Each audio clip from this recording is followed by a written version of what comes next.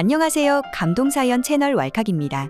꾸준히 한국과 각별한 인연이 있는 외국인분들의 이야기를 생생하게 전달하는 데 힘쓰도록 하겠습니다. 이제 오늘의 사연자분 모셔볼게요. 사연자님 안녕하세요. 안녕하세요. 저는 현재 미국 엘라베마 주의 헌츠빌에서 살고 있는 앤드루라고 합니다. 현재 로스쿨을 막 졸업했고 지금 하고 있는 일은 변호사 선임을 필요로 하는 분들에게 봉사하는 것인데요. 저는 원래 이런 봉사의 삶을 생각한 것은 아니었죠. 한국에서의 기적적인 경험 때문에 제 인생은 바뀌었습니다. 그 사연을 전해드리기 위해 왈칵 팀에 연락을 드렸어요. 아무쪼록 제 사연 잘 부탁드립니다. 알겠습니다. 빨리 듣고 싶은데요. 이제 앤드루 님의 사연 본격적으로 함께 알아보시죠. 저는 엘라베마 몽고메리에서 모두의 축하를 받으며 태어난 외동아들입니다. 외동아들인지라 워낙 친척분들과 조부모님 그리고 부모님까지 저에게 많은 사랑을 주셨어요.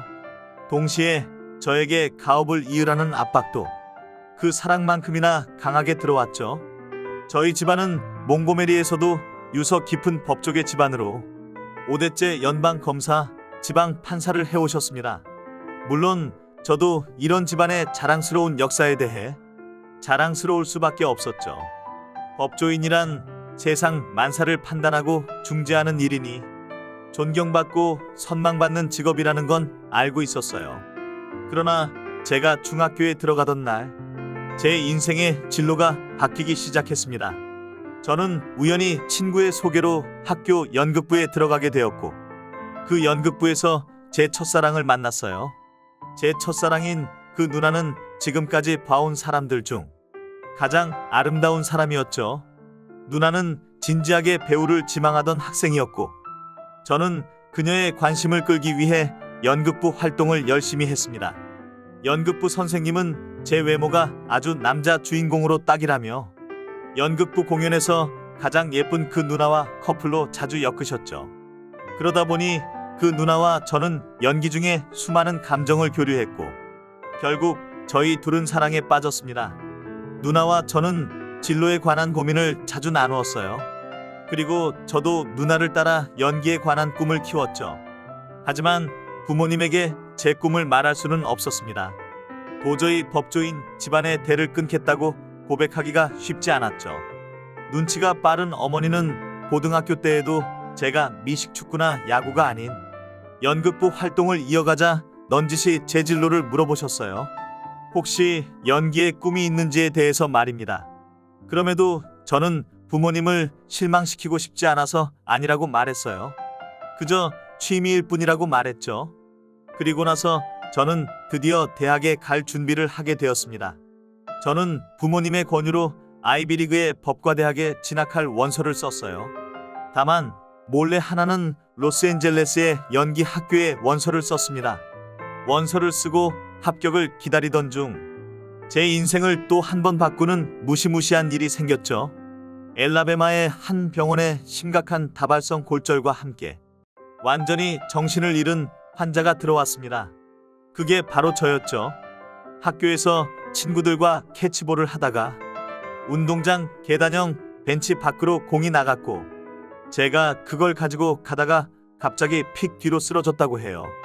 계단을 쓰러진 채 퉁퉁 내려가다 수많은 모서리에 부딪힌 것이죠.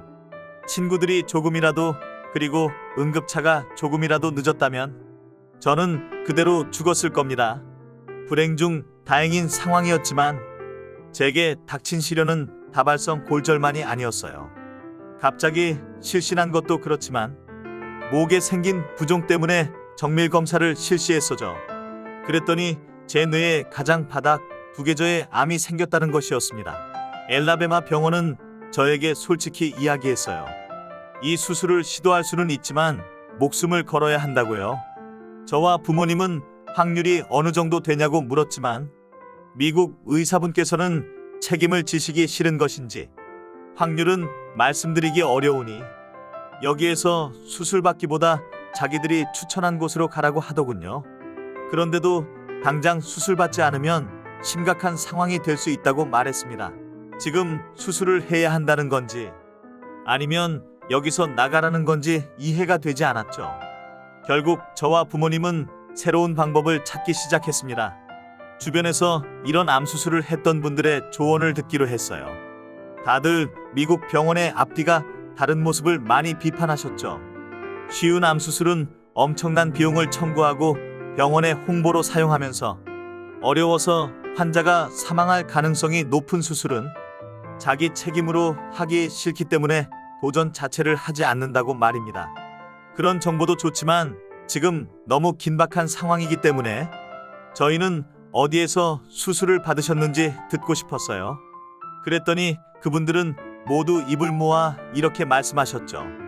무조건 어렵고 목숨이 걸린 수술은 한국이다라고요. 결국 저희는 인천공항으로 가는 티켓을 끊고 한국 서울의 모 병원에 예약을 했습니다. 인천공항으로 향하는 비행기에서 어머니는 한 번 더 물어봤습니다. 저번에 물어봤던 바로 그 질문이었죠. 아들, 수술 끝나고 완치되면 무슨 일을 하고 싶어? 변호사가 아니더라도 괜찮아. 뭐든 말해보렴. 저는 그때 솔직히 말했어요. 설마 아픈 아들한테 뭐라 하겠어 하고 그냥 확 질러버렸습니다. 예상대로 엄마는 알고 있었다는 듯 뭐든 내 마음이 가는 대로 해야 병이 안 생긴다고 말씀하셨죠. 그리고 워낙 우리나 할아버지 그리고 할머니나 자꾸 너에게 변호사를 하라고 압박을 걸어서 미안하다고도 하셨어요. 그것 때문에 혹시 암에 걸리지 않았는지 속으로 많이 신경을 쓰셨었나 봅니다. 저는 부끄럽게도 눈물이 주룩주룩 흘렀어요. 이렇게 미리 속 시원히 말할 걸 괜히 속만 태웠던 것 같아서 말이죠. 그리고 도착한 한국의 모 병원에서 수납 업무와 입원 절차를 빠르게 안내받은 뒤 한 번 더 정밀 검사로 들어갔습니다. 한국에서 받은 검사로 두개져에 있는 종양 외에 또 다른 충격적인 무언가가 나왔어요. 혀 뿌리에 작은 궤양이 있다는 것이었습니다. 아마도 설암으로 보이기 때문에 해당 수술도 함께 진행해야 했죠. 제가 그러고 보니 혀에 가끔 바늘에 찔리는 듯한 기분을 느끼긴 했는데 그저 두개져에 생긴 암 때문에 몸의 반응인 줄로만 알았어요. 그러나 이건 설암이었고 설암은 제때 치료하지 못하면 혀를 잘라야 하는 엄청난 질병이었습니다. 혀를 잘라내면 얼굴 형태도 무너지고 언어 생활에도 큰 지장을 받을 수밖에 없고 제가 생각했던 배우의 삶도 불가능했습니다. 미국 병원에서 미처 발견하지 못한 부분을 한국에서 찾을 수 있어서 참 다행이었죠. 그렇게 저와 부모님은 제가 받을 수술 계획과 일말의 위험성을 고지받고 수술에 동의했습니다. 한국의 의사 선생님들은 뭔가 자신감에 꽉 차 있는 모습이었어요. 그 자신감만큼 수술도 너무나 깔끔하게 완료가 되었습니다. 혀에 있던 궤양을 치료하고 두개져에 있던 암도 싹 제거했죠. 그리고 한국 병원에서 2달간 회복 과정에 들어갔어요. 회복 과정 중에 병실을 찾아온 한국인 분들이 있었습니다. 그분들이 또 제 진로를 바꾸어 놓았죠. 바로 병원에서 하는 예술 공연 봉사였는데요. 한국의 우수한 예술학교에서 봉사를 오신 분들이 첼로와 바이올린, 비올라로 아름다운 음악을 선사해 주셨죠. 그곳에서 치료받는 아이들과 어르신들은 그 공연을 들으며 계속 웃음을 짓고 있었습니다. 여자친구와 함께 이 공연을 보면서 봉사하시는 분들의 정성과 위로가 큰 힘이 되었어요. 그리고 나도 누군가에게 행복을 전달하는 봉사를 하고 싶게 되었죠. 마침내 저는 부모님과 여자친구를 앞에 두고 제 진로에 대해 이렇게 말했습니다. 법과대학에 진학할 테니 내가 배우하는 걸 막지 말아달라고요. 아버지는 깜짝 놀랐습니다. 왜 그런 복잡한 진로를 택하냐며 차라리 한 가지만 하라고 하셨죠. 그래도 저는 변호사로서 사람을 돕는 봉사를 해본 뒤 배우라는 길을 가보고 싶었습니다. 연기의 길을 가는 데에 변호사처럼 사람에 관한 일을 많이 맞닥뜨리는 일도 없으니 일석이조라 생각했어요. 지금은 작은 변호사 사무소에서 어려운 분들을 위해 법률 무료 상담을 진행하고 있습니다. 미국은 이렇게 무료 상담해주는 창구가 적어서 저 같은 무료 봉사 변호사를 찾아오시는 분들이 많아요. 여전히 보람을 느끼고 있습니다. 몇 년 더 해볼 생각이에요. 앤드루님의 사연 어떠셨나요?